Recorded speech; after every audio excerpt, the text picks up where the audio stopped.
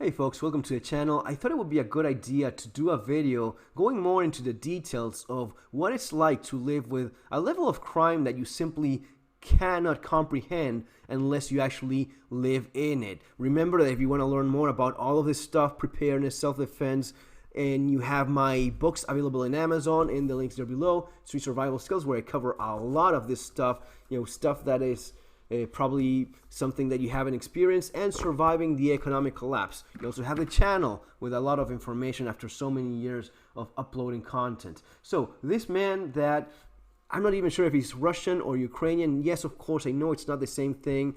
And the confusion is because different articles, some call him Russian, some say he was Ukrainian. The wife apparently was Ukrainian. The point is, the man was living in Argentina with his wife, and when living in Lanús, which is the southern suburbs of Buenos Aires, where I used to live. It's a place I lived most of my life. I know very well. This is what happened to him. He was with a neighbor, just hanging out, and all of a sudden, right, he's just there, sitting there with a neighbor, and all of a sudden, a couple motorcycles show up, right?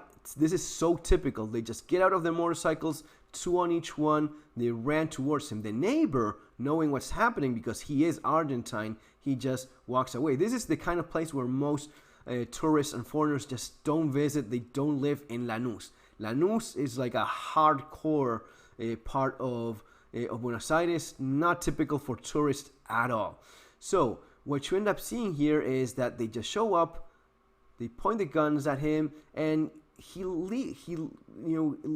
brings his hand up like in a typical defensive motion. But I'm telling you, the man just did not understand. Just the same reason like the comments that I got in this video. What is happening? Why am I being attacked like this? There's a confusion. This cannot possibly be real. The neighbor understands this is real, and he takes off. So they try to pick him up. He just doesn't know what to do. I don't even think he fought back. He just was shocked, and they just shot him and took off and left, right? And that's all there was to it. Now, here's where people are confused. This was a planned attack. No, it wasn't. This happens in Argentina all day long. In a place like Lanús, all day long. Southern suburbs of Buenos Aires, the western suburb. I mean, all across the country, this sort of thing happens all day long. And it may well be this, it may be someone getting stabbed, or someone that gets shot or stabbed and survives and doesn't even make it to the news. I mean, I've seen these things happen in front of me. I saw a woman of a certain age dragged. Same thing. One of the guys, he didn't shoot her, just grabbed her purse and took off with the woman just still hanging, just a few feet away from me, and she fell to the floor and she got hurt. I also remember one incident in which I was coming back from work, commuting in the train, packed full of people. I mean, you were like this. You could not move around. It was completely packed full of people. All of a sudden, you hear screaming, and you see a couple guys that are kind of struggling, and there's a gun. One of them is pointing the gun, but because there's so much people there packed in such a small area, he has to bring the gun gangster style, like they do. But there it was a practical reason. There was no room. So he was robbing this man from his backpack in the middle of a crowd. People started screaming, he took off. But this kind of insanity is something you're not used to in developed countries, civilized parts of the world, whatever you want to call it. But people thought, oh no, this had to be a planned attack. And there was a comment here. Let's go through these. Since the outbreak, Russia, Ukraine, 22,000 Russians have moved to Argentina. Yeah, so I'm not sure if he was Russian or Ukrainian. Could be a confusion there, given that the wife apparently is Ukrainian.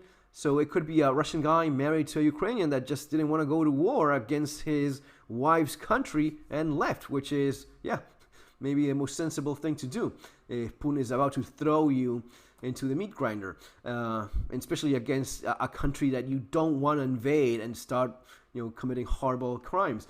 As an Argentine living abroad for many years, I see that Fernando explained the situation very well. The challenge is that not all people really believe it can be this bad, but it is. My in-laws tell me from time to time that it can be dangerous in any place, that here in Europe there are robberies and murders. When I ask them how many of their friends, family, were ever robbed, they don't have anyone. Well, most of my family were robbed at gunpoint. Many friends too. Fernando always provides thorough explanation. Please trust in that. Thanks, man, for clarifying that. Yes, exactly that. Typical. I don't know a single person that hasn't been robbed at gunpoint. That, any Argentine that hasn't been robbed at gunpoint. Maybe they are. I don't know any.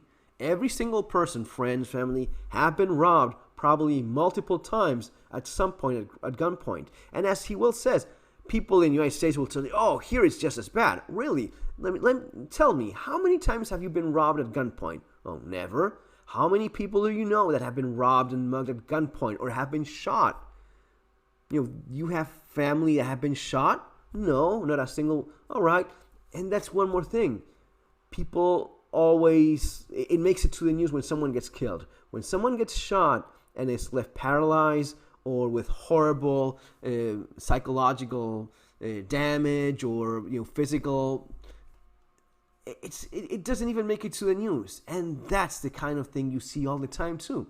So it is a lot more complicated than apparently people realize. And it's not, oh, we were going after him. No, they're going after anyone. If they see maybe someone getting into a car, maybe they steal the car. Maybe if they see him going inside his house, they go into his house and they try to steal whatever else they can. Maybe they stay around and do something horrible to the family. But they have tortured, they have done terrible things to the people trying to get more money out of them, or just out of pure cruelty. You just never know.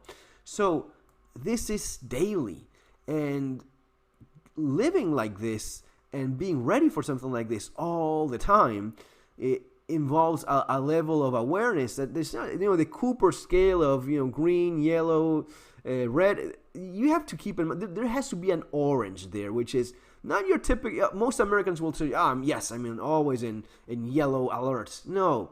And you cannot live always in red, which is when someone is actively attacking you. You have to be in like an elevated orange alert all the time, just expecting, like the guy that took off, the friend that wasn't wise enough to advise this foreigner, this Russian migrant living in Buenos Aires. He didn't have this good sense to tell him, we shouldn't be here. The guy was one of those typical guys that will tell you, this is super safe, nothing happens here. Really? Yes, it's just like in the United States or just like in Europe. Really? How many people do you know have been shot? How many people do you know have had have been carjacked, mugged at gunpoint? And there you have your answer. I bought your books and learned much from, and this video is proof of its value. Thank you very much, man. Much appreciated.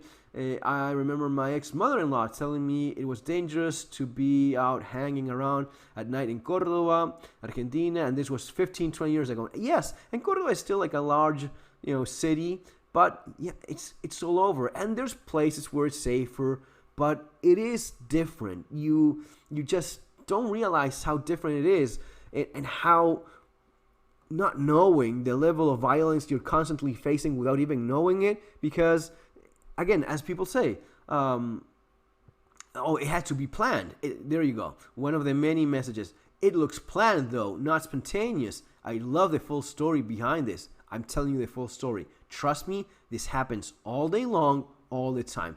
They're just hunting. They're just driving around in their motorcycles, and whenever they see someone walking back from work, and why? Well, maybe whatever is in your in your backpack, maybe your cell phone, maybe a wallet. There's been cases of people that got shot all over sneakers.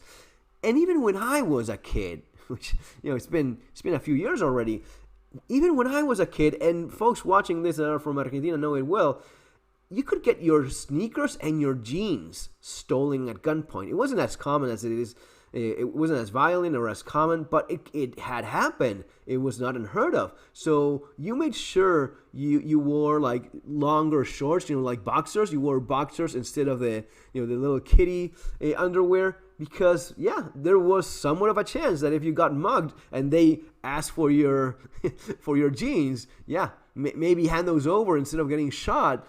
That was something that was a thing. I'm telling you, that was a thing. And most people that are about my same age and live in the same area know that's true. So sneakers or nothing at all, just out of pure hate, you just get shot. Let me go through a couple more. I don't want to make the video super long, but I thought it was important to go through these things. So I think I explained, but it really looks like they were looking for him.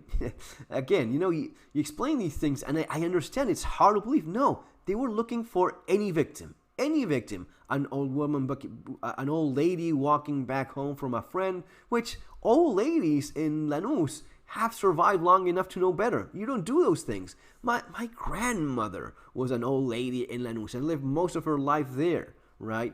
And they just know not to go there. They just know to stay indoors after certain hours and when it's safe or not. And they take calculated risks in ways that most people just don't. Your book, Surviving the Economic Collapse, is by far the most realistic and pragmatic advice for destabilizing events. I've always said a collapse won't be a complete and developed nation, and it'll look very similar to Argentina previous few crises. Yes, thanks. And it is true. This is the kind of thing that you see maybe in South Africa as of right now. Countries that have really fallen from that developed first world status. And it is different. You're just not used to this kind of thing if you haven't lived through it. Let me go through a couple more. Why do you mention that he's Ukrainian in your video? Again, I just didn't know which one he was, because some said he was Russian and some said he was Ukrainian. No double meaning. Yes, I know that's not the same thing. Man, people really got into that. But yeah, that's what basically why. Why did you do that? What was the point? They didn't even rob him. Totally idiotic. No, you know what it is? It's totally evil.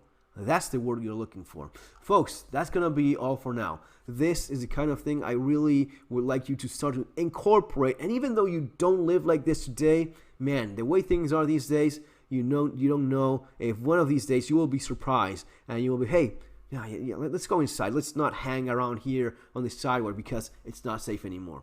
See you on the next one. Take care.